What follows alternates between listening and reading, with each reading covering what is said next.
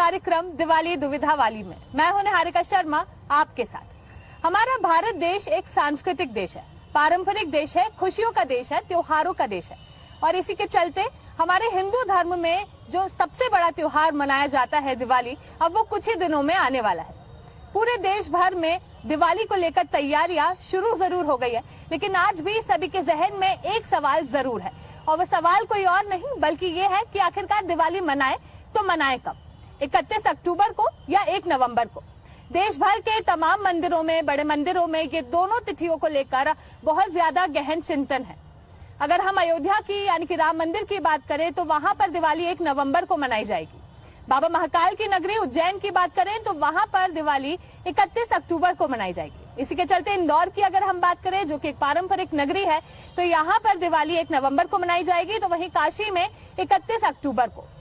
ये जो गहन चिंतन है इसे कैसे दूर करें, इसका हल IBC 24 आज आप सभी के समक्ष लेकर आया है। आज IBC 24 सबसे बड़ी पुजारियों के पैनल के साथ यहाँ पर मौजूद है। हमारे इस पैनल में 8 पंडित, 8 ज्योतिषाचार्य, अलग अलग वेदों के धर्मशास्त्र यहाँ पर मौजूद है जो हमें बताएंगे कि आखिरकार दिवाली मनाए तो मनाए कब। पंडित राहुल जी, आपसे मैं शुरू करूंगी, क्या लगता है असल तिथि कब की है? आप अभी बात की जाए तो इंदौर में सबसे युवा पंडित जी राहुल जी ही है, कालका माता मंदिर में अपनी सेवाएं दे रहे हैं। ऐसे में क्या लगता है पंडित जी, कब की दिवाली होनी चाहिए? सर्वप्रथम तो यहाँ बैठे समस्त भू देवताओं को मैं प्रणाम करता हूँ और 1 नवंबर को ही दिवाली मनाई जाएगी, जैसा कि यहाँ पे तमाम ज्योतिषाचार्य, भागवताचार्य और सभी, और बहुत द्वंद्व का विषय। दिवाली बहुत ही उत्सव का महापर्व है और जैसा कि तमाम शास्त्रार्थ के लिए यहाँ पे समस्त गुरुजन बैठे हैं तो 1 नवंबर को ही ये दिवाली मनाई जाएगी। बिल्कुल। राहुल जी, राहुल भारद्वाज जी से मैं जानूंगी, पंडित जी आप उज्जैन से ताल्लुक रखते हैं, ऐसे में उज्जैन के महाकाल मंदिर में इस बार 31 अक्टूबर को दिवाली मनाई जा रही है। क्या कारण है कि उज्जैन में 1 तारीख नहीं बल्कि 31 तारीख की तिथि जो है उसे तय किया गया है? सर्व मंगल मांगल्ये शिवे सर्वार्थ साधिके शरण्ये त्र्यंबके गौरी नारायणी नमोस्तुते। देखिए, पंचांग निर्माण की कई पद्धतियां प्रचलित हैं, जिसमें से सूर्य सिद्धांत, मंगरंग, ग्रह लाघव, ग्रह केतकी आदि सिद्धांतों पर पंचांग बनाए जाते हैं। पर जो वर्तमान में सर्व प्रचलित और सर्व सिद्धांतिक जो सिद्धांत है किसी भी पंचांग निर्माण का, वह है दृश्य पद्धति। महाकाल मंदिर पर आनंद शंकर जी व्यास के द्वारा जो पंचांग निर्धारण किया जाता है उसके आधार पर उन्होंने 31 अक्टूबर ही तारीख दिखाई गई है और उस पंचांग के अंदर वहां पर पहले भी कई बार त्रुटि आ चुकी है और इस बार भी जो उन्होंने निर्णय करा है वो त्रुटिपूर्ण है, क्योंकि उन्होंने दृश्य पद्धति पर आधारित नहीं लेते हुए और उसको उनका जो ग्रह लाघव केतकी आधारित उनका जो पंचांग बनता है, इसके कारण से वो समस्या है। और मेरे पास यहाँ निर्णय सिंधु नामक एक हमारी, आप देख सकते हैं, मैं साथ में ग्रंथ लेकर के आया हूँ। भाई, कोई भी पर्व आप बनाते हैं तो उस पर्व का निर्धारण के लिए आपको कोई एविडेंस तो चाहिए, कोई प्रूफ तो चाहिए, कोई रेफरेंस तो चाहिए। तो आपको रेफरेंस तो लेना पड़ेगा, आपको शास्त्रार्थ तो करना पड़ेगा, शास्त्र का सहारा तो लेना पड़ेगा। और यहाँ पर पेज क्रमांक 406 पर स्पष्ट रूप से लिखा हुआ है, मैं पूरा श्लोक नहीं पढ़ते हुए बहुत शॉर्ट में बताता हूं आपको, जो सबसे मेन लाइन लिखी हुई है, दिन द्वये सत्वे परह, जब 2 दिन तक अगर आपकी अमावस्या है और 2 दिन तक ही प्रदोष काल व्यापिनी अमावस्या है, तो जो दूसरे दिन की अमावस्या रहेगी वही आपको ग्राह्य करना पड़ेगी। और इनके अनुसार इन्होंने प्रथम दिवस की ही जो अमावस्या प्रदोष काल व्यापिनी थी उसको ग्राह्य कर लिया है, वह शास्त्रोक्त नहीं है। और यहाँ पर पेज क्रमांक 405 निर्णय सिंधु आप पुनः देख सकते हैं, इसमें यह भी लिखा हुआ है कि सुबह राजा उठे और अभंग्य स्नान करे और उसके बाद में वह पितरों का तर्पण करेगा, तत्पश्चात जाकर के प्रदोष काल व्यापिनी जिस दिन अमावस्या होगी उसी दिन वह दीपावली पर्व का निर्णय होगा और उस दिन दीपावली पर्व, दीपोत्सव पर्व मनाया जाएगा। तो भाई, जो आपका उदया तिथि के अंदर जब अमावस्या रहेगी और उस दिन वो अभ्यंग स्नान करेगा। अब 31 तारीख के दिन सुबह तो रूप चतुर्दशी लगी हुई है, उस दिन तो अमावस्या उदयात में थी भी नहीं और 1 तारीख के दिन है। तो जितने भी मूल जो सिद्धांत है कि भाई आपको स्वाति नक्षत्र का स्पर्श होना चाहिए, आपको अभ्यंग स्नान करना चाहिए, आपको अमावस्या दूसरे दिन की होना चाहिए, आपके इसमें अगर प्रदोष काल व्यापिनी है, तो यह सभी निर्णय केवल 1 तारीख को मिल रहे हैं, 31 तारीख को नहीं मिल रहे हैं। तो निश्चित रूप से कहीं ना कहीं गलती इस बार जरूर हुई है। हम प्रयास कर रहे हैं कि अगर हो सकता हो तो 31 तारीख के दिन की जगह 1 तारीख को करवाएंगे। इससे पहले भी त्रुटिपूर्ण जो निर्णय है वो लिए गए हैं। इससे पहले ऐसा कब हुआ था कि 2 तिथियां होने के समय पर महाकाल मंदिर में अलग से त्योहार मनाया गया था और बाकी जगह अलग त्योहार? नहीं, लास्ट ईयर भी हुआ धनतेरस के दिन। पिछली बार जैसे कि 12 तारीख को आपकी अमावस्या थी और उस दिन था, मगर उसके पहले जो धनतेरस का जो निर्णय था, धनतेरस उन्होंने 10 तारीख को दिन मना ली थी, जो कि त्रुटिपूर्ण थी। 11 तारीख के दिन मनाई। हम लोगों ने कई बार शास्त्रार्थ किया और उज्जैन के अंदर 70% से अधिक लोगों ने 11 तारीख के दिन धनतेरस बनाई थी। मैंने स्वयं ने कई लोगों से जाके शास्त्रार्थ किया और कई बार जो प्रदोष का जो निर्णय होता है वो कई बार गलत हो गया है। ऐसा कोई नई तो बात चलिए, यहाँ पर राहुल भारद्वाज जी का ये कहना है कि महाकाल मंदिर में जो 31 तारीख को डिसाइड किया गया है वो त्रुटिपूर्ण निर्णय जो है वो लिया गया है। पंडित सुधांशु जी, मैं आपसे जानना चाहूंगी। देखिए, एक शास्त्र में कहा गया है कि महाजनागता येन स पंथा, जिस मार्ग पर प्रबुद्ध लोग चलते हैं उनके पीछे सारा समाज चलता है। हमारे सनातन धर्म का प्रतिनिधित्व करते हैं आप जैसे विद्वान गण, और ये सभी लोग पंचांग में देखकर इन मुहूर्तों का निर्धारण करते हैं, तिथियों का निर्धारण करते हैं। पंचांग के 5 अंग कहे गए हैं: तिथि, नक्षत्र, वार, योग और करण। इस वर्ष 31 तारीख को दोपहर में 3:00 पर अमावस्या तिथि लग रही है, जो 1 तारीख के दिन शाम को 6:17 तक रहेगी। कुछ तिथियां, कुछ त्योहार ऐसे होते हैं जो सूर्य प्रधान त्योहार माने गए हैं और कुछ त्योहार ऐसे होते हैं जो निश्चितकालीन प्रधान त्योहार माने गए हैं, जिसमें दीपोत्सव निश्चित काल प्रधान त्योहार माना गया है। और इस वर्ष दिनांक 1 तारीख को सूर्यास्त के लगभग आधा घंटा तक अमावस्या तिथि है और उस दिन स्वाति नक्षत्र है। जो नक्षत्र, तिथि, करण, योग सभी बलिष्ठ हो रहे हैं 1 तारीख को। इसीलिए सभी विद्वानगण 1 तारीख का पक्ष रख रहे हैं और सभी सनातन धर्मियों को, सराफा व्यापारियों को, मारोठिया वालों को अपना पक्ष नहीं रखना चाहिए। इन प्रबुद्ध जनों के पीछे पीछे चल करके अपने त्योहार मनाना चाहिए। जी बिल्कुल। चलिए, तो आपको सभी के मत हम बता रहे हैं कि यहाँ पर किसका क्या कहना है। कान्हा जोशी जी, मैं आपसे जानूंगी, इंदौर के हैं आप, शनि मंदिर के हैं, शनि मंदिर के सेवक हैं आप। ऐसे में आपका क्या कहना है? क्योंकि अगर देखें तो व्यापारी जो है इंदौर का सराफा मार्केट जो है वो मध्य प्रदेश का सबसे बड़ा सोने चांदी का मार्केट है और ऐसे में सराफा मार्केट में दिवाली 31 को मनाने की बात हो रही है और आप लोग जो पुजारी जी हैं, जो ज्योतिषाचार्य हैं, वो लोग दिवाली 1 नवंबर की मनाने की बात कर रहे हैं। जय श्री कृष्ण। पहले तो हमें ये देखना रहेगा कि कंफ्यूजन क्रिएट कहाँ से हुआ है कि हम रोजाना जो टीवी में देख रहे हैं और अखबारों में ये देख रहे हैं कि काशी के ज्योतिषों ने ये निर्णय करा है कि बनारस में जो है 31 तारीख को दीपावली होगी, या उज्जैन के ज्योतिषों ने निर्णय करा है कि वहां पे 31 को होगी, या अयोध्या के ज्योतिषों ने निर्णय करा है कि 1 तारीख को होगी। तो हमें यह समझना होगा कि काशी से और इंदौर के बीच में 26 मिनट का अंतर है सूर्योदय में। वहीं अगर आप पूर्वी भारत में चले जाएंगे, पहाड़ों पे चले जाएंगे, बद्रीनाथ केदारनाथ में चले जाएंगे, तो वहां तो सूर्य बहुत जल्दी अस्त हो जाता है, घंटों का फर्क हो जाता है और बहुत जल्दी सूर्योदय हो जाता है। तो बद्रीनाथ के सूर्योदय के हिसाब से इंदौर का निर्णय कैसे होगा, या अयोध्या के सूर्योदय के हिसाब से इंदौर का निर्णय कैसे होगा? पहले हमें यह समझना होगा कि इंदौर के सूर्योदय के हिसाब से, या उज्जैन बगल में जो तीर्थ है, उज्जैन तीर्थ में जो सूर्योदय हो रहा है, उज्जैन से जो पंचांग निकल रहे हैं, इंदौर से जो पंचांग निकल रहे हैं, उस सूर्योदय के आधार पे इंदौर में पर्व मनाया जाएगा, ना कि काशी के आधार पे, ना कि बद्रीनाथ के आधार पे, ना अयोध्या के आधार पे। तो हमें यह देखना रहेगा। फिर हमें यह देखना है कि सूर्य उदय किस स्थिति में हो रहा है। तो शुक्रवार के दिन 1 तारीख को सूर्य उदय जो है अमावस्या में हो रहा है, जो कि संध्या, ऐसा भी नहीं है कि केवल सुबह 8 बजे तक अमावस्या है, संध्या में प्रदोष काल पूरा निकल रहा है और 6:16 तक अमावस्या तिथि है। शुक्रवार महालक्ष्मी का भी वार है, उस दिन स्वाति नक्षत्र भी है, इसलिए 1 नवंबर पे सभी ज्योतिष जोर दे रहे हैं। ब्राह्मण तो सारा एक ही मत कर रहे हैं। जैसे अभी आपने कहा कि सराफे के व्यापारियों ने डिक्लेयर कर दिया है या मारोठिया बाजार के व्यापारियों ने डिक्लेयर कर दिया, तो हमें यह देखना रहेगा कि कोई भी तिथि या पर्व जो है वो ब्राह्मण डिक्लेयर करेंगे या बनिए डिक्लेयर करेंगे। ये तो ब्राह्मण बताएंगे और पंडित बताएंगे ना कि आज एकादशी है या प्रदोष है या चतुर्दशी है या अमावस्या है, या सराफे में जाकर के करेंगे। अब सोने का भाव तो हम ब्राह्मण बता नहीं सकते, सोने का भाव हमें पूछना होगा तो हम सराफे जाएंगे। वहीं अगर किसी तिथि को लेकर कंफ्यूजन है तो वो ब्राह्मण बताएंगे। तो ये हम लोग बता रहे हैं यहाँ पे कि 1 तारीख को सर्वसम्मति से इंदौर शहर में मनाई जाएगी। जी बिल्कुल। पंडित भूषण जी, मैं आपसे जानना चाहूंगी, 31 तारीख को पूजा करनी है माँ लक्ष्मी की, ये 1 तारीख को? पावकाना सरस्वती बाजेभिर्बाजनीवती यज्ञम वस्तु धिया वसुः। तिथि निर्णय के अनुसार यदि हम देखें तो चतुर्दशी तिथि जो है 31 तारीख को दिन भर चतुर्दशी तिथि रहेगी, 3:53 तक तिथि रहेगी। अब चतुर्दशी तिथि में पार्वन श्राद्ध करना, पितरों का श्राद्ध करना, कुलदेवी का पूजन करना, यह सारा पूजन चतुर्दशी तिथि में नहीं होता है। और क्योंकि जब तक प्रदोष व्यापनी अमावस्या जब आएगी तो प्रदोष व्यापनी अमावस्या के बाद में उदयात कालीन तिथि में, जब 1 नवंबर को उदयात तिथि में यदि अमावस्या रहती है तो अमावस्या 6:17 तक, दूसरे दिन भी 6:17 तक रहेगी और सूर्यास्त के 24 मिनट बाद तक रहेगी, अर्थात उससे बहुत समय बाद तक रहेगी। क्योंकि 24 मिनट बाद तक यदि 1 घड़ी से ज्यादा यदि अमावस्या रहती है तो दूसरे दिन की ही तिथि लेना चाहिए, परली तिथि लेना चाहिए, क्योंकि ये सब सारे शास्त्रों में, ग्रंथों में लिखा है। और यहाँ भी स्थिति है कि दूसरे दिन स्वाति नक्षत्र भी मिल रहा है।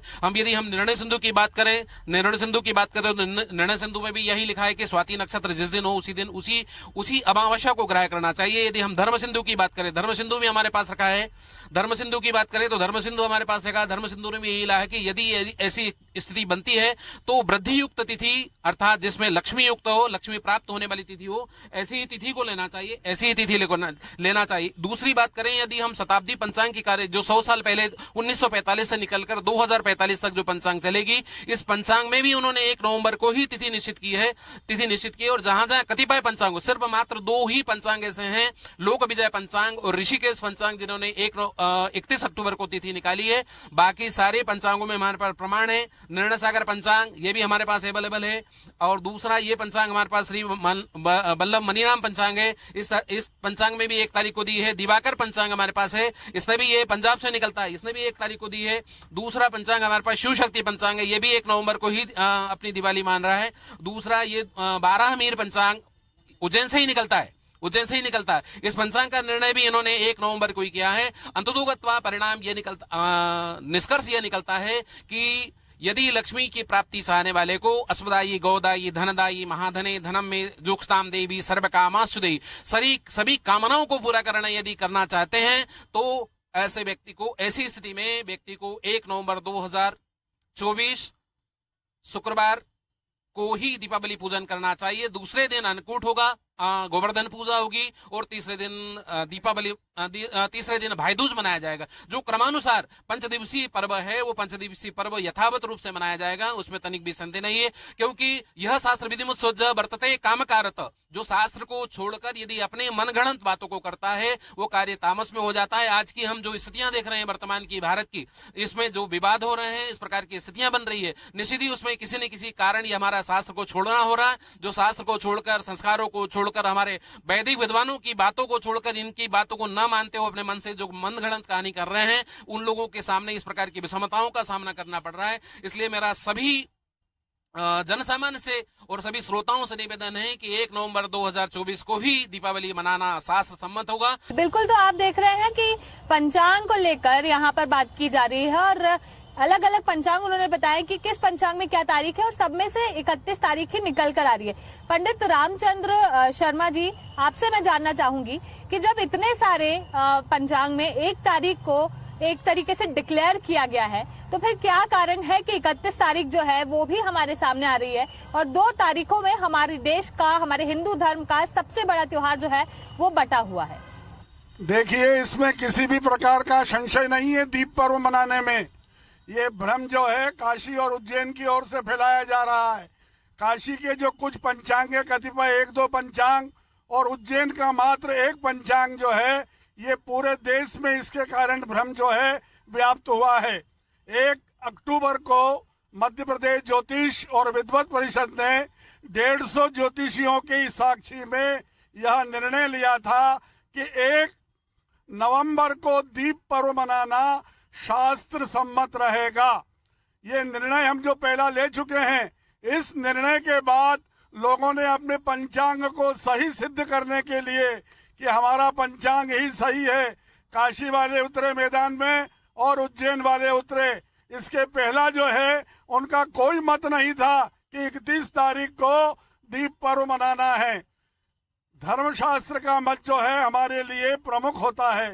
धर्मशास्त्र के जो नियामक ग्रंथ हैं, निर्णय सिंधु, धर्म सिंधु, तिथि निर्णय और तमाम जो धर्मशास्त्र के और ज्योतिष के जो ग्रंथ हैं, उसमें स्पष्ट कहा है कि यदि 2 दिन जो है प्रदोष काल में दीप पर्व दिवाली हो तो दूसरे दिन 1 घड़ी से अधिक अर्थात 24 मिनट से अधिक यदि प्रदोष काल में अमावस्या तिथि व्याप्त हो उस दिन जो है दीप पर्व और महालक्ष्मी पूजा की जानी चाहिए। तो इस प्रकार 1 नवंबर को अमावस्या तिथि सूर्योदय से प्रारंभ होगी और सूर्यास्त 6:17 तक रहेगी और यहाँ का जो है सूर्यास्त जो है शाम को 5:46 का है अर्थात 41 मिनट जो है प्रदोष काल के अंदर अमावस्या तिथि व्याप्त है। ऐसी स्थिति में हम धर्मशास्त्रों को झुटला नहीं सकते। हम धर्मशास्त्र का अनुमोदन करने वाले व्यक्ति हैं, सनातन धर्म में विश्वास करने वाले व्यक्ति हैं। हम चाहते हैं कि सभी सनातन धर्मी पूरे देश के अंदर 1 नवंबर को शास्त्रानुमोदित दीप पर्व जो है मनाएं। बिल्कुल, तो देखिए यहाँ पर आपके सामने हम लोग सबसे बड़ी पैनल लेकर मौजूद है ताकि इस शो के बाद आपके सामने जो दिवाली की डेट है वो क्लियर हो सके। पंडित विनायक जी, मैं आपसे जानना चाहूंगी, आप क्या लगता है आपको इस तरह की स्थिति क्यों पैदा हुई है? तो अभी बताया हमारे आचार्यों ने कि कतिपय पंचांग जो ग्रह लाघवी पद्धति पर हैं और वो पंचांगों की अपनी अपनी स्थिति है। होता क्या है, हमारा देश इतना व्यापक है, हमारी ज्ञान परंपरा इतनी विशद है कि हमारे यहाँ पर हर मत को हमने अपने में समाहित किया है। नैको ऋषिर यस्य मत प्रमाणम, एक ऋषि नहीं है जिसके मत को हम प्रमाण मान लें। केवल जो 31 की बात कर रहे हैं उन्हीं को प्रमाण नहीं माना जा सकता। और अभी जो निर्णय आपके सामने 3-4 दिनों के अंदर आए हैं, इसके पहले सारे शास्त्रों का आलोडन करके, अन्वेषण करके इंदौर के विद्वानों ने और इसके साथ में भारतवर्ष के दिग्गज विद्वानों ने, पंचांगकर्ताओं ने एक स्वर से इंदौर में ये घोषणा की कि 1 नवंबर ही शास्त्र सम्मत दीपावली पर्व मनाने की तिथि है। इसके बाद ये सारी शुरुआत हुई है और ये जो कतिपय पंचांगों ने जिन्होंने 31 तारीख को घोषित किया है, उन लोगों ने अपनी पद्धति से घोषित किया है, उनसे हमारा कोई विरोध नहीं है और न ही हमारी कोई उसमें किसी भी प्रकार की विवक्षा है। परंतु कहीं पर असहमत होना ये विरोध की बात नहीं है, हम उससे सहमत नहीं हैं। उसका कारण है क्योंकि धर्मशास्त्र की अपनी व्यवस्था है, उसमें कुछ 4-5 कारण मैं आपके सामने रखता हूं। पहली बात यह है कि जिस दिन अमावस्या है, अर्थात प्रथम दिन वाली जो अमावस्या वो लगभग 4 बजे के आसपास शुरू हो रही है और दूसरे दिन हमारी जो अमावस्या तिथि है वो 6:17 तक उसका ये पूरा का पूरा एक व्याप्ति रहेगी। अब इसमें धर्मशास्त्रों का स्पष्ट अभिमत है कि यदि ऐसी स्थिति उत्पन्न होती है कि जब दीप पर्व पर अमावस्या 2 दिन तक व्याप्त रहे तो दूसरे दिन वाली तिथि को लेना चतुर्दशी से युक्त नहीं। अब दूसरे दिन वाली तिथि को लेना यदि वो प्रदोष काल में, और लक्ष्मी पूजन का जो मुख्य काल है वो प्रदोष माना गया है, और यदि वो 1 घटी भी होती है, हमारे यहाँ पर जो व्याख्याएं की जा रही है एक रजनी शब्द, उसमें वो रजनी का तात्पर्य उन्होंने पूरी व्याप्ति, पूरी रात्रि की व्याप्ति ले ली। अरे भाई ऐसा नहीं है। पुरुषार्थ चिंतामणि साहब कह रहा है कि यदि अगले दिन, यदि दूसरे दिन प्रातः काल सूर्योदय में वो तिथि व्याप्त है, अमावस्या तिथि, और 3.5 प्रहर यदि, अर्थात हमारे पूरे दिन और रात में मिलाकर के 8 प्रहर होते हैं, 3.5 प्रहर यदि कोई तिथि व्याप्त है, अमावस्या उस दिन 3.5 प्रहर से अधिक है, यदि प्रदोष काल का स्पर्श भी हो जाता, 1 मिनट भी हो जाती या नहीं भी होती, तो भी अगले दिन ही दिवाली मनाई जाए। दिवाली उसी दिन बिल्कुल, तो आप देख रहे हैं अभी तक हम लोग 7 पंडितों का मत जान चुके हैं।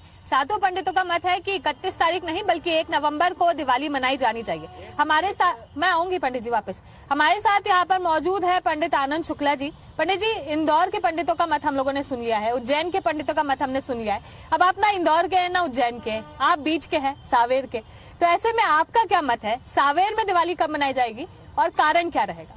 जैसे कि आपने सभी के मत सुने हैं, और पर मैं थोड़े और पीछे जाना चाहूँगा कि ये दुविधाएं आज की नहीं है, प्राय कभी रक्षाबंधन को लेके, कभी जन्माष्टमी को लेके इस तरह की समस्याएं आती रहती हैं।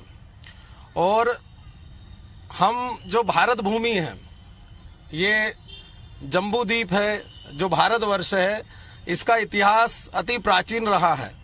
यहाँ चतुर्युगी से लेके इसकी काल गणना जो है, और ज्योतिष भी एक काल गणना का ही विषय है ना। जो वेद वेदांत है, जो साक्षात शिव से उत्पन्न हुई विद्या है, ये कोई साधारण विद्या नहीं है। और जो पूरे ब्रह्मांड की संरचना और जो पूरा आज जो हमारे साइंटिस्ट है, चाहे इसरो है, नासा है, जो इस पे काम कर रहे हैं, तो जो भारतीय ज्योतिष है और जो उसके विद्वान हैं, वो एक तरीके से साइंटिस्ट है, ऋषि हैं। उनको साधारण नहीं समझना चाहिए, पर कुछ संसाधन के अभाव में ये वर्तमान में स्थिति बनी है। क्योंकि आज जैसे सबने 1 तारीख का बोल दिया कि 1 तारीख वो शास्त्र सम्मत है, क्योंकि भारतवासियों को आर्य भी कहा है, और आर्यावर्त मतलब जो सूर्य को भी कहा है, जो सूर्य से उत्पन्न या सूर्य से संचालित होते हैं। क्योंकि ज्योतिष में जो राजा हैं वो सूर्य हैं। सूर्य के ही सन्निधि में सभी नक्षत्र, तारे, तिथियां रहती है। तो जो सूर्य उदय के समय जो तिथि, जो नक्षत्र रहता है, वही मान्य रहता है। यहाँ तक कि ये सभी विद्वानों ने प्रमाण दिए हैं उसके, है ना। और जो हमारी अमावस्या तिथि आ रही है वो सूर्योदय में उसी दिन है। तो उसका एक, क्योंकि प्रमाण 3 प्रकार के होते हैं, एक तो शास्त्र प्रमाण, और एक गुरु प्रमाण होता है, और एक प्रत्यक्ष प्रमाण होता है। तो यहाँ सभी शास्त्रों के साथ भी आए हुए हैं। तो प्राय हर प्रांत के विद्वान अपना अपना मत देते आए हैं और बता ही रहे हैं। जो जिनसे श्रद्धा रखते हैं, जुड़े हुए हैं, वो लोग स्वाभाविक है कि उनकी बात को नहीं टालेंगे और वो एक को ही मनाएंगे। पर यहाँ अलग मतांतर होते हैं कि जैसे एक सोर्थ और स्मार्थ, ये 2 मत भी होते हैं। कुछ लोग ऐसे भी होते हैं कि जिस समय से तिथि शुरू हो गई बस उसी को मानना भी शुरू कर देते हैं, वो ऐसा है। या भक्ति मार्ग है, ज्ञान मार्ग है, अलग अलग मार्ग है। तो इन सभी मतों को एक करने का जो जिनको करना चाहिए वो सरकार का काम होता है। कि आज भारत में ऐसे ऐसे विद्वान हैं जिनकी कोई सुन नहीं रहा है। उनको ये आईबीसी का धन्यवाद है कि कम से कम उन्होंने इतने विद्वानों को एक मंच पे लेके आए, नहीं तो ऐसा प्रोग्राम पूरे भारत में अभी कहीं भी नहीं हो रहा है। और इन शास्त्रों की चर्चा प्राय होती रहनी चाहिए। तो इसमें सरकार को चाहिए कि जैसे जिला स्तर से और राष्ट्र स्तर से, पहले जो वैदिक काल में कोई कब त्योहार मनेगा इसका निर्णय ब्राह्मण ही देते थे, विद्वान आचार्य ही देते थे, पर वो आम पब्लिक को नहीं देते थे। वो जाके सीधा राजा को बोलते थे और राजा फिर उसका ऐलान करा देता था कि ये त्योहार इस घड़ी में, इस पल में मनेगा, और वो पूरे राष्ट्र में उसी हिसाब से मनता था। पर अब संविधान और विधान ऐसे बदल चुके हैं कि यहाँ किसी को कोई सुनने की ही फुर्सत नहीं है, और सभी ज्ञानी हर विषय के हो जाते हैं। भारत की ये रही कि कोई को कैंसर हो जाए तो रोड चलता आदमी भी 5 पुड़िया आपको बता देगा। किसी के पास कोई सैद्धांतिक या ऑथेंटिक प्रूफ नहीं होता, फिर भी जिसके मुंह में जो आया वो वैसा बोल देते हैं। विद्वानों की शरण में कोई जाना नहीं चाहता। बिल्कुल। तो आप देख रहे हैं यहाँ पर 8 ज्योतिषों की पैनल यहाँ पर मौजूद है, जो हमें बता रहे हैं कि आखिरकार 2024 के साल में दिवाली मनेगी तो कौन सी तिथि को मनेगी, कौन से दिन को मनेगी, किस समय पर मनेगी और उसका शुभ मुहूर्त क्या है। फिलहाल रुकेंगे एक छोटे से ब्रेक के लिए, जल्द हाजिर होंगे, बने रहिए हमारे साथ।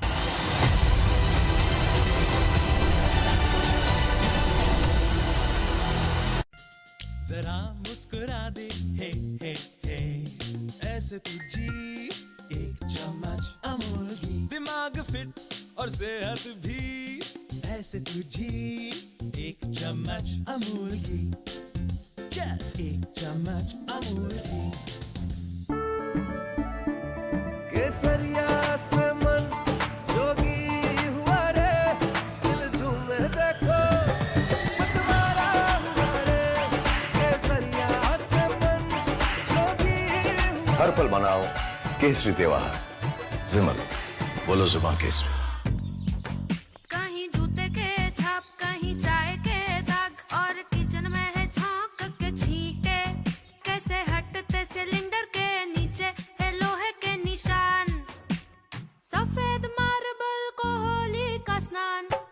इन देसी दागों के लिए साधारण फिनाइल नहीं, पवित्र गोमूत्र से निर्मित पतंजलि गोनाइल अपनाइए।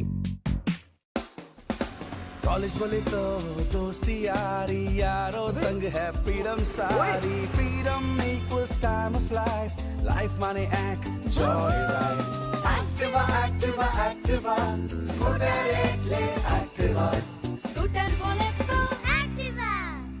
तेरे स्वाभिमान पे देश का है मान, तेरे श्रमदान से धरती का सम्मान। तू न थमना ना रुकना, बस चलते जाना। यशस्वी प्रधानमंत्री श्री नरेंद्र मोदी जी द्वारा किसानों के हित में लिए जा रहे निर्णयों के सफल क्रियान्वयन के लिए संकल्पित मध्य प्रदेश के मुख्यमंत्री डॉक्टर मोहन यादव के नेतृत्व में किसानों से सोयाबीन उपार्जन की प्रक्रिया प्रदेश में शुरू हो गई है। प्रदेश सरकार किसानों से 4,892 रुपए प्रति क्विंटल के न्यूनतम समर्थन मूल्य यानी MSP पर सोयाबीन खरीदेगी, जिसके लिए प्रदेश में लगभग 1400 उपार्जन केंद्र बनाए गए हैं। किसानों को उनकी फसल का ऑनलाइन भुगतान किया जाएगा। खरीदी के लिए 25 सितंबर से ई उपार्जन पोर्टल के माध्यम से किसानों का पंजीयन एवं सत्यापन तथा 15 अक्टूबर से उपार्जन केंद्रों का निर्धारण शुरू हो गया है। 20 अक्टूबर से स्लॉट बुकिंग और 25 अक्टूबर से सोयाबीन की खरीदी शुरू होगी। इस पहल से राज्य के लाखों अन्नदाताओं को लाभ होगा और उन्हें अपनी उपज का उचित मूल्य मिलेगा। अन्नदाताओं के लिए तत्पर मध्य प्रदेश सरकार। एक्शन टेसा का HDHMR बोर्ड चाहिए। वो हरे बोर्ड निकाल दे भाई। ये तो एक्शन टेसा का HDHMR बोर्ड नहीं है। सारे हरे बोर्ड एक जैसे ही होते हैं। क्या ये दीमक बोरर रेजिस्टेंट है और वाटर रेजिस्टेंट? हम बैठे हैं ना। किसी भी हरे बोर्ड को HDHMR समझकर घर लाओगे तो पछताओगे, क्योंकि सिर्फ एक्शन टेसा का HDHMR बोर्ड ही है वाटर, टर्माइट और बोरर रेजिस्टेंट। सब कुछ आजमाया और तब मैंने माना कि सिर्फ सच्ची सहेली ही है महिलाओं के उन मुश्किल दिनों की हर समस्या, जैसे कठिन दर्द, अनियमितता, खून की कमी, थकान व कमजोरी जैसी सभी प्रॉब्लम्स के लिए नंबर 1 औषधि एवं टॉनिक। जोड़ों का दर्द भले ही परेशान करे, पर नूरानी तेल का साथ है तो जिंदगी। क्या बात है। ढक्कन पर नैनी का मशहूर और इक्को ट्रेडमार्क देखकर ही खरीदे। आ से वाह, क्या बात है। अक्कड़ बक्कड़ बम्बे बो, देखो आ गई शाइन की सौ।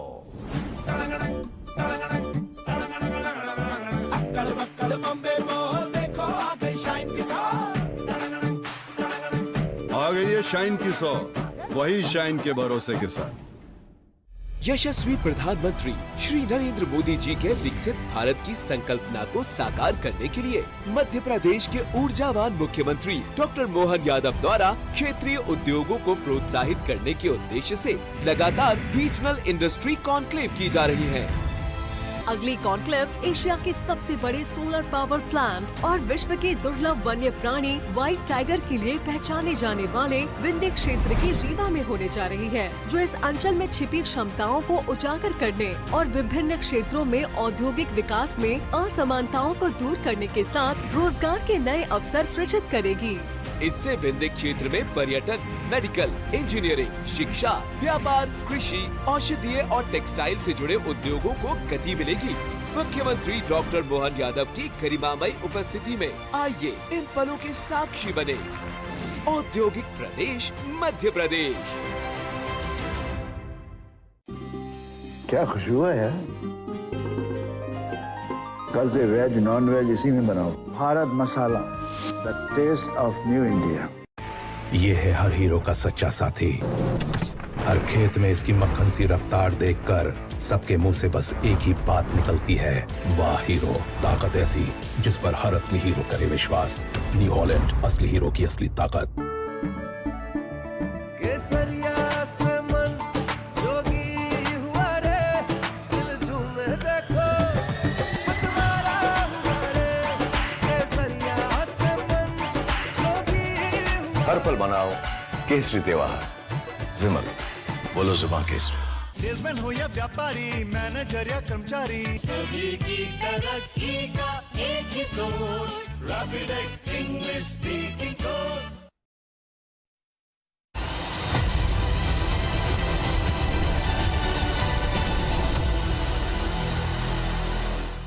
ब्रेक के बाद फिर स्वागत है आपका ABC 24 के खास कार्यक्रम दिवाली दुविधा वाली में। हमारे साथ 8 ज्योतिषाचार्यों की, पंडितों की पैनल मौजूद है जो आज इस मंच से आपको एक डेट देने वाले हैं कि आखिरकार देश भर में दिवाली कब मनाई जाएगी। सबसे पहले पंडित जी, मैं राहुल जी आपसे जानना चाहूंगी, राहुल यादव जी से, कि अगर हम दिवाली 1 तारीख को मनाएंगे तो धनतेरस कब की होगी, रूप चौदस कब की होगी? 29 तारीख को धनतेरस मनाई जाएगी, जिसमें प्रदोष काल में दीपों का, जैसा कि समस्त आचार्यों ने, ज्योतिषाचार्यों ने, हमारे गुरुदेव ने बताया है। और 29 तारीख तो व्यवस्थित पूजन हो ही सकता है और उसमें कोई द्वंद्व नहीं है कि 29 तारीख धनतेरस में किसी भी प्रकार के कोई द्वंद्व का विषय नहीं है। और जैसी पूजन होती है कि धन्वंतरी जी की जो भी कहानी होती है कि पूजन होना चाहिए, शाम को दीपोत्सव मनाया जाएगा। और रहा सवाल एक अगले विषय का कि अगले दिन क्या रहना चाहिए, तो जैसा कि पूज्य गुरुदेव ने बताया, ज्योतिषाचार्यों ने बताया, तो अगला दिन एक बहुत ही बड़ा विषय रहेगा कि उस दिन अपन दीपोत्सव कर सकते हैं, क्योंकि उद्यात की तिथि 1 नवंबर को ही माननीय है, तमाम शास्त्र ने, पंचांग ने, जैसा कि बताया गया। तो 1 दिवसीय रहेगा और 31 तारीख के दिन रूप चौदस मना सकते हैं। जी पंडित भूषण जी, मैं आपसे जानना चाहूंगी, अगर 1 तारीख की दिवाली है तो फिर रूप चौदस कब की है, धनतेरस कब की है, 31 तारीख के दिन हम लोग क्या मनाएंगे? जय श्री कृष्ण। देखिए 29 तारीख को यदि हम बात करें धनतेरस की बात की, धनतेरस बनाएंगे, यदि धनतेरस मनाने के बाद है तो 14:59 के बाद धनतेरस की बात करेंगे। जो प्रदोष काल में धनतेरस आएगी, उस प्रदोष व्यापनी धनतेरस के दिन ही वो धन की रक्षा करने वाले, जो अपनी पूजन करने वाले, वो कर सकते हैं। उसके पहले यदि हम करेंगे तो हमारे पास द्वादशी रहेगी। द्वादशी में पूजन का विधान नहीं है। धनतेरस का वत्स बारस है, तो वत्स बारस की पूजन वही 29 तारीख को होगी। और त्रयोदशी की पूजन, धनतेरस की पूजन शाम को प्रदोष काल के समय, प्रदोष के समय ही धनतेरस की पूजन करना चाहिए, ऐसा विधान है। पंडित विनायक जी, आपका क्या कहना है? तारीखें किस तरह से हमारे सामने आ रही है, किस समय क्या होना चाहिए, सवाल पर आपका जवाब क्या है? देखिए, जो दीप पर्व है, पंच पर्वा, इसका मुख्य काल जो होता है वो प्रदोष काल होता है। और अभी जो हमारी दीपावली को लेकर ये यहाँ पर चर्चा चल रही है, इसमें भी हमें यही देखना होगा कि अन्य दिनों में भी हम प्रदोष काल को लें। इस दृष्टि से जब हम विचार करेंगे तो सबसे पहले 29 तारीख को हमें धन त्रयोदशी का यहाँ पर पर्व मनाना है और उस दिन से भगवान यमराज को दीपदान करना है, पितरों के लिए दीपदान देना है, आकाश दीप को भी प्रज्वलित करना है और 10 दिक्पालों के लिए भी यहाँ पर दीपदान किया जाता है।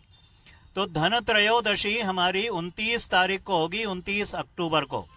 इसी तरह से 30 अक्टूबर को प्रातः काल उदया तिथि में त्रयोदशी होने के कारण जो धनवंतरी भगवान, जो जिनका जन्म भी भगवती लक्ष्मी के साथ ही हुआ है, ऐसे भगवान धनवंतरी का जन्मोत्सव वह 30 तारीख को मनाया जाएगा, 30 अक्टूबर को। 31 अक्टूबर को हम नरक चतुर्दशी अथवा आजकल जिसे रूप चौदस कहा जाता है, उसका पर्व हम 31 अक्टूबर को मनाएंगे। 1 नवंबर को दीपावली है ही। 2 तारीख को हमारी गोवर्धन पूजा होगी और उस दिन हमारा अन्नकूट महोत्सव होगा। और 3 तारीख को भाई दूज का पर्व मनाया जाएगा, यम द्वितीया का। इस तरह से ये 5 दिन की जो दिवाली है, इस बार 6 दिनों में जाकर संपन्न होगी। और इसी तरह से प्रदोष काल और हमारे सूर्योदय को लेकर के ये कुछ स्थितियों का गड़बड़ हो रहा है। इस प्रकार से ये 5 पर्वों में हमको 6 दिन का समय लेना पड़ेगा।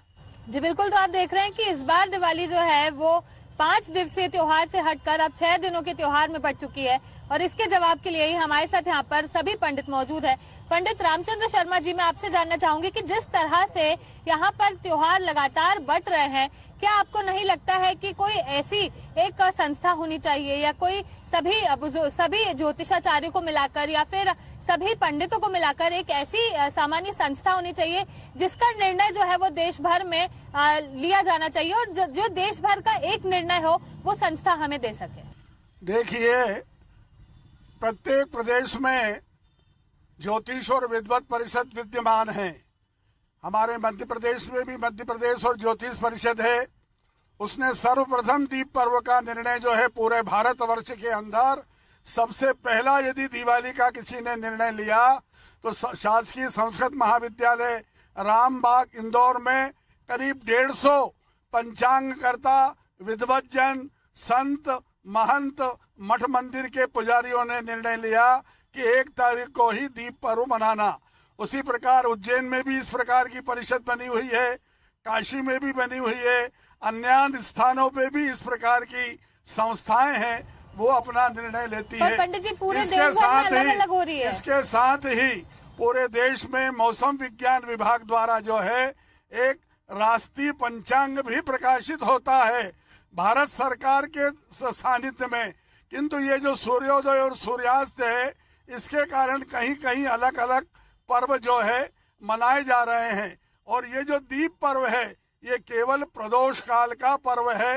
प्रदोष काल से तात्पर्य है सूर्यास्त के बाद 6 घड़ी अर्थात 2 घंटा 24 मिनट 144 मिनट का जो समय होता है, ये प्रदोष काल का समय होता है और यही दीप पर्व का मुख्य काल माना जाता है। 29 तारीख से हमारा पर्व प्रारंभ होगा और वही जो है 3 तारीख को भाई दूज के साथ ये 5 दिवसीय पर्व जो है 6 दिवसीय पर्व के रूप में पूरे भारतवर्ष में मनाया जाएगा। इसमें किसी भी प्रकार का कोई संशय नहीं है। सुधांशु जी, आपको क्या लगता है, एक सर्वमान्य संस्था जो है वो नहीं होनी चाहिए क्या देश में, ताकि पूरा देश जो है वो एकजुट होकर 1 तारीख पर एक त्योहार मना सके? हम हर त्योहार पर देख रहे हैं कि 2-2 तिथियां जो है हमारे सामने आ रही है और ऐसे में सभी लोगों के लिए एक बहुत बड़ा कंफ्यूजन है कि आखिरकार दिवाली कब मनाए, राखी कब मनाए, जन्माष्टमी कब मनाए। अभी हमने देखा कि हाल ही में जो हमारी ये पूर्णम आके गई है, शरद पूर्णम भी 2 तिथियों में बटी हुई थी। किस तरह से एक संस्था होने से ये सारी समस्या जो है उसका हल निकल पाएगा? देखिए, पहले के समय में जो भी तिथियां त्योहार आदि मनाए जाते थे, वो विद्वानों के पास जाके उनके श्री चरणों में बैठकर उनसे आज्ञा ली जाती थी कि हम कब त्योहार मनाएं, और वे गणित करके ज्योतिष का ज्ञान रखते थे और गणित करके हमें तिथि और त्योहार आदि बताते थे। आजकल लोग मोबाइल के द्वारा, मोबाइल के माध्यम से, व्यापारियों के माध्यम से, अपनी अपनी सुविधाओं के माध्यम से त्योहार बनाने लगे हैं और उसी का यह परिणाम हुआ है कि हम लोग 2-2 त्योहारों की ओर अपने अपने मतानुसार बढ़ चुके हैं।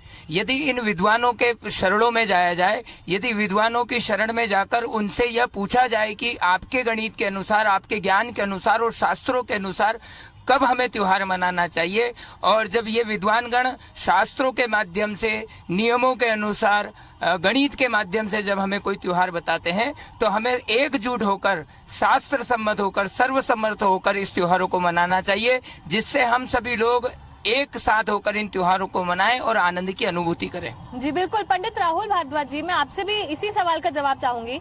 आप पंचांग लेकर बैठते हैं, आप लोग पुराण लेकर बैठते हैं और ऐसे में आप सभी चीजों के ज्ञाता हैं, लेकिन अगर आप लोगों के बीच में इस तरह का भेदभाव रहेगा, अगर तारीखों को लेकर इस तरह की स्थिति रहेगी कि हर पंडित अलग तारीख बताएंगे, तो फिर आखिरकार आम जनता क्या करेगी? आम जनता के लिए एक समस्या खड़ी हो जाती है। हम समय से पहले टिकटें करा लेते हैं, हमें घर जाना होता है और ऐसे में जब एक तिथि आखिर में आकर बदल जाती है तो उससे बहुत समस्या होती है। जो आचार्य 31 तारीख को भी अगर दीपावली पर्व बनाने के लिए कह रहे हैं, मैं बहुत ज्यादा घोर विरोध उनका भी नहीं करता। कारण यह है कि जिस तकनीक का वो प्रयोग कर रहे हैं अभी पंचांग बनाने के लिए, वह तकनीक अब स्थूल हो चुकी है, वह तकनीक बहुत पुरानी हो चुकी है। उसके कारण से भी उनके गणित गलत हो रहे हैं। अभी वर्तमान में दृश्य पद्धति ही सबसे उपयुक्त और सबसे ज्यादा मान्य एक तकनीक है पंचांग बनाने के लिए, पद्धति है। जैसे कि अगर आप ग्रह लाघव पद्धति से देखते हैं तो मालूम पड़ता है कि 17 तारीख के दिन कुछ पंचांगकर्ताओं ने लिख रखी थी कि आपको शरद पूर्णिमा बनानी है इसी माह की, किंतु दृश्य पद्धति से तो हम सभी लोगों ने, बल्कि भारतवर्ष में 95% अधिक लोगों ने देखा कि भैया ऊपर तो आपको सामने साक्षात चंद्रमा के दर्शन हो रहे हैं और 16 तारीख के दिन ही आपकी शरद पूर्णिमा तिथि को मनाया गया था। तो यह कुछ ना, आप ये भी कह सकते हो कि एक तकनीकी खराबी है ये, पर ये कुछ वर्षों में पूर्णतः ठीक हो जाएगी। पंडित कान्हा जी, आपसे जानूंगी मैं, क्यों ऐसा हो रहा है कि हम लोग हर त्योहार में 2 तिथियों में बटे हुए हैं? अगर मैं व्रत करना चाहूँ तो मुझे अगला दिन चुनना पड़ता है, और अगर मुझे चांद के नीचे खीर रख के खानी है तो मुझे एक दिन पहले खानी होती है। क्या है इसका कारण?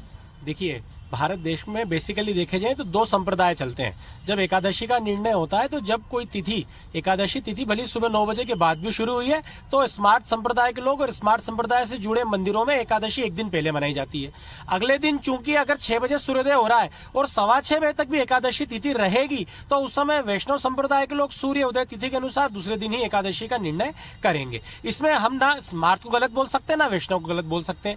ऐसा अलग अलग तिथियों के लिए अलग अलग डेफिनेशन आई है। जब प्रदोष व्रत का निर्णय लिया जाता है तो उस समय सूर्योदय नहीं देखा जाता, सूर्यास्त देखा जाता है कि संध्या प्रदोष काल में जब त्रयोदशी तिथि रहेगी उस समय जब सूर्यास्त रहेगा तो प्रदोष व्रत किया जाएगा। ऐसे ही संकष्टी चतुर्थी में चंद्रोदय देखा जाता है। तो अलग अलग तिथियों के अलग अलग डेफिनेशन शास्त्र में दिए, उस हिसाब से हम लोग निर्णय लेते हैं। चूंकि आपने ये बात सही कही है कि कम से कम एक कमेटी ऐसी होना चाहिए जिसमें कम से कम जो बड़े त्योहार है वो एक तिथि आकर के निर्धारित हो जाए, एक दिन निर्धारित हो जाए, जिससे हमारे धर्म की हंसी नहीं हो। क्योंकि हमने कभी ये नहीं देखा कि 2 दिन क्रिसमस मनाया जाए या 2 दिन ईद मनाई गई है, 2 दिन महावीर जयंती मनाई गई है। तो ये बिल्कुल आप सही कह रहे हैं कि ये जो 2-2 त्योहार बन रहे हैं इससे हमारे सनातन धर्म की हंसी बहुत उड़ रही है। सरकारी बैंक जो है वो 31 को खुले रहेंगे या एक कोई एक बहुत संशय की स्थिति बन चुकी है, क्या कहेंगे इस पर? देखिए, विधि एक ऐसा शब्द है और विधि को ब्रह्मा जी कहा है, जो मतलब पूरी सृष्टि का संचालन करते हैं ब्रह्मा जी। तो मैंने प्रथम भी ये कहा था कि हमारे यहाँ सभी विद्वान अब ये बोल रहे हैं और सिद्धांतिक बोल रहे हैं, पर ये सिर्फ मालवा और यहाँ तक, और हो सकता है कि ये न्यूज के माध्यम से अब पूरे देश में जाए, जहाँ तक भी जो सुनेगा कहेगा। पर ये सब सूचनाएं आजकल हमारे पास ऐसे संसाधन आ चुके हैं और जिस तरीके से आज हम देखते हैं कि और भी जो पंथ हैं, धर्म तो नहीं कहते, पंथ हैं, उनके पास ऐसी व्यवस्था है कि कहीं भी कुछ ईद होना ना तो वहां तुरंत मैसेज पहुंच जाता है कि इस दिन ईद बनेगी। हमारी सनातन परंपरा में अभी तक ऐसी कोई व्यवस्था नहीं है जो आज विश्व व्यापक है। तो इसमें सरकार को और ये चाहिए कि धीरे धीरे उसको एक सनातन बोर्ड हो और उसकी समितियां मतलब एक हेड ऑफिस जैसे दिल्ली में रहे, प्रादेशिक रहे, ग्रामीण तक रहे वहां, और देश के जितने भी मूर्धन्य विद्वान हैं उनकी एक हेड मतलब मीटिंग रहे, या जो हमारे शंकराचार्य महामंडलेश्वर इनकी पूरी साल भर के 30 त्योहारों को लेके उसका मंथन हो, वो पूरा कैलेंडर एक डिक्लेयर हो जाए। तो आगे से कभी भी जो आम जनमानस को तिथि त्योहार या व्रत उत्सव में कभी भी कोई समस्या नहीं आएगी, ऐसा मेरा मानना है, ऐसा मेरा विचार है। जी बिल्कुल। तो आप देख रहे हैं यहाँ पर सभी पंडितों का क्या मत है, लेकिन ये जो कंफ्यूजन है पंडित जी, इसे कैसे दूर करेंगे? भूषण जी आपसे जानूंगी मैं, ये जो कंफ्यूजन है इसे दूर करने की स्थिति में भी आप ही लोग रहते हैं, तो आखिर में जो IBC 24 के मंच पे ये जो पैनल बैठी है ये क्या निर्णय लेगी? हमारा त्योहार जो है वो आखिरी कब मनेगा दिवाली का? देखिए, सभी मत, निहारिका जी, हम यदि बात करें तो सारे मत हमारे शास्त्र के प्रमाण से ही चल रहे हैं, शास्त्रों की बात से ही चल रहे हैं। लेकिन वर्तमान में स्थितियां जो हो रही है, सॉफ्टवेयर चल रहे हैं, हर व्यक्ति के पास में सॉफ्टवेयर अलग अलग है और अलग अलग सॉफ्टवेयर अलग अलग हमारे किसी ने NC लहरी का यूज कर रहा है, कोई युक्तेश्वर का यूज कर रहा है, कोई रमन का यूज कर रहा है, कोई KP का यूज कर रहा है। जो सॉफ्टवेयर बनाने वाले ज्योतिषी नहीं है, सॉफ्टवेयर बनाने वाले ज्योतिषी नहीं है। ज्योतिषकारों की यदि बात करें, ज्योतिषकारों ने तो अपने मत बहुत स्पष्ट दिए हैं और वो शास्त्र सम्मत है। लेकिन ये सॉफ्टवेयर के चलते जब लोगों के हाथ में आ रहे हैं, इसी से भ्रांतियां हो रही है। बाकी हमारी विद्वत परिषद बनी हुई है, बाकी हमारा विद्वत काम कर रहा है और विद्वानों की ही बात को सर्वमान्य भी ही किया जाता है। लेकिन जन सामान्य के बीच में अलग अलग मोबाइल और अलग अलग सॉफ्टवेयर होने के कारण ही भ्रमित हो रहा है। इस भ्रम का एक ही कारण है और कोई कारण दूसरा नहीं हो सकता। जी बिल्कुल। तो कारण जो है वो साफ है हमारे सामने कि आखिरकार हम तिथियां कैसे बांट रहे हैं और किस तरह से कर रहे हैं।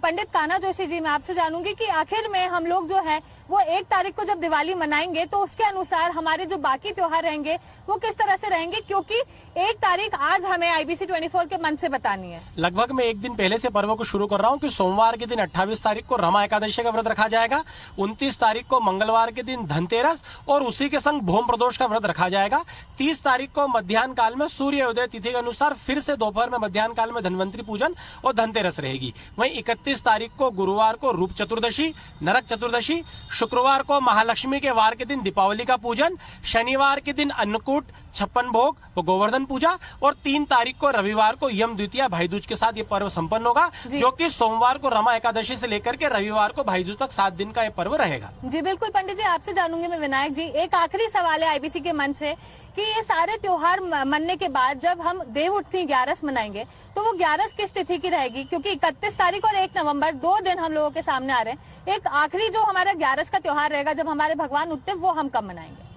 देखिए, अभी जो चर्चाएं हुई हैं हमारे व्रत पर्व को लेकर के कि हम कैसे ये सारी चीजों में एकता ला सकते हैं, एक बहुत स्पष्ट बात है कि हमारे व्रत पर्व और तिथियों के निर्णय को लेकर के हमारे यहाँ जो कुछ भी शास्त्रों में व्यवस्थाएं दी हैं वो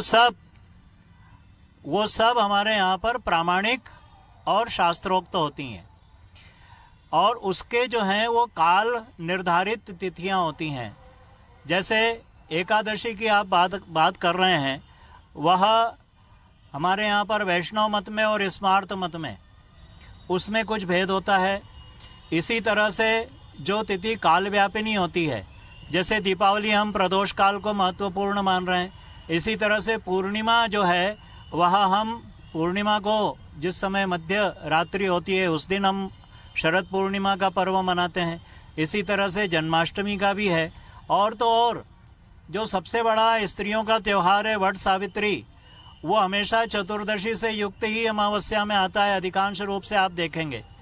लेकिन हमारे ये पर्व निर्धारित हैं, इसमें किसी भी प्रकार का हमारे मन में कोई संशय नहीं होना चाहिए, और न ही विद्वानों के द्वारा बताई हुई किसी बात पर हमारे मन में कोई ऐसा विचार आना चाहिए कि हमारा विद्वान हमें गलत निर्णय दे रहा है। तो एकादशी का निर्णय है वो 12 नवंबर को हमारे यहाँ पर देव प्रबोधिनी एकादशी का पर्व मनाया जाएगा।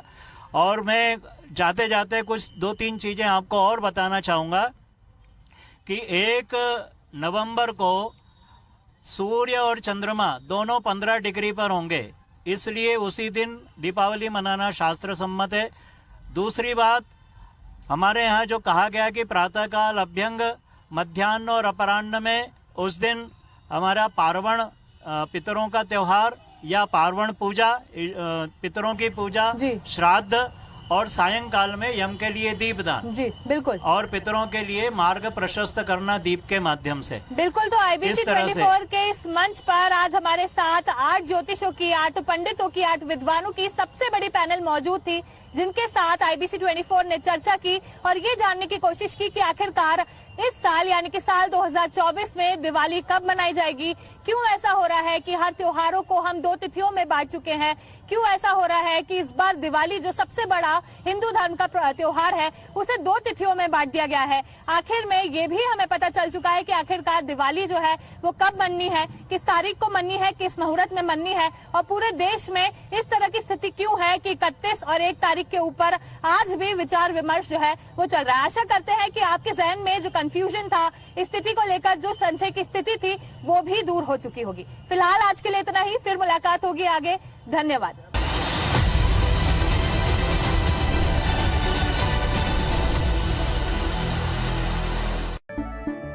केसरिया